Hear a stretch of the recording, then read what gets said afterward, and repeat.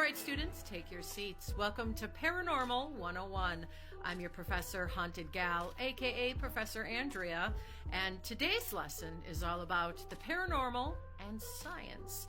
This lesson actually came from 2021, so sit back and enjoy. If you have any questions, raise your hands after class or just leave them in the comment section and I will answer as soon as I can. Now, here you go. Today's lesson, the paranormal and science. So someone recently asked me this question, and I actually don't think that science outright rejects the paranormal. In fact, some sciences and scientists are actively seeking answers to paranormal questions like, is there life after death?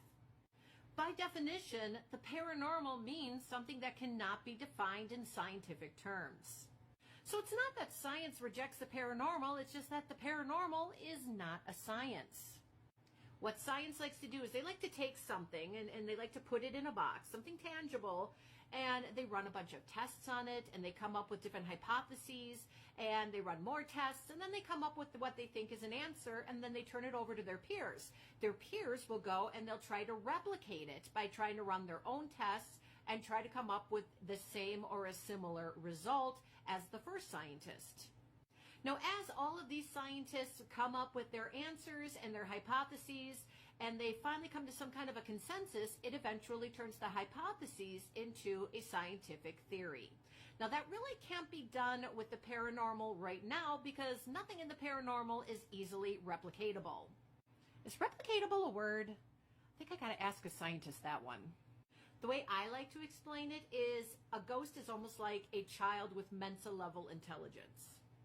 Now, a parent may see that their child is very intelligent and take their child to a psychologist, and the psychologist will say, you know, you should really contact Mensa because this child is showing a lot of intelligence. I mean, genius level intelligence.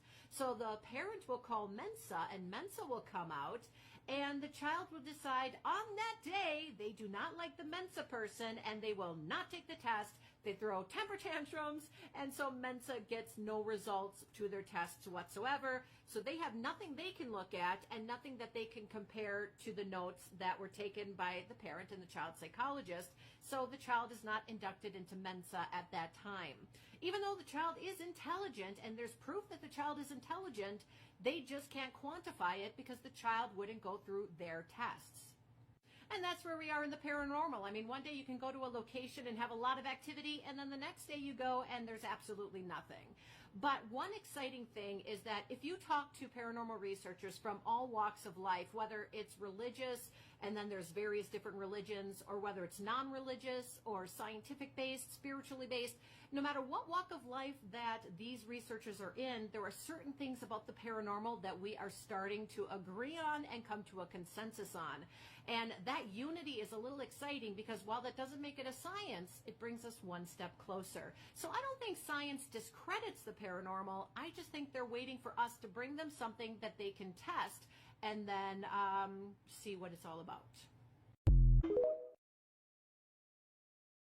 And there you go, the first lesson in the books. Again, if you have any questions, just go to the comment section, ask away, and I will try to answer as soon as I can.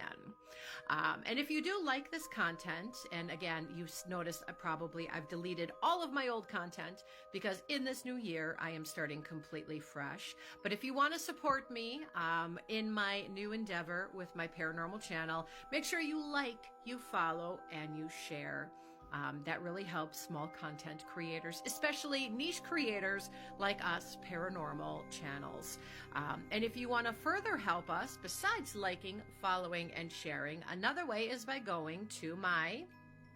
For some reason, TikTok doesn't actually like us saying it. If we do, they kick us off the algorithm. Not that they put us on there in the first place, but when they do, they don't like us saying it. But go to my and visit my... And there are other ways that you can support me in my new endeavor.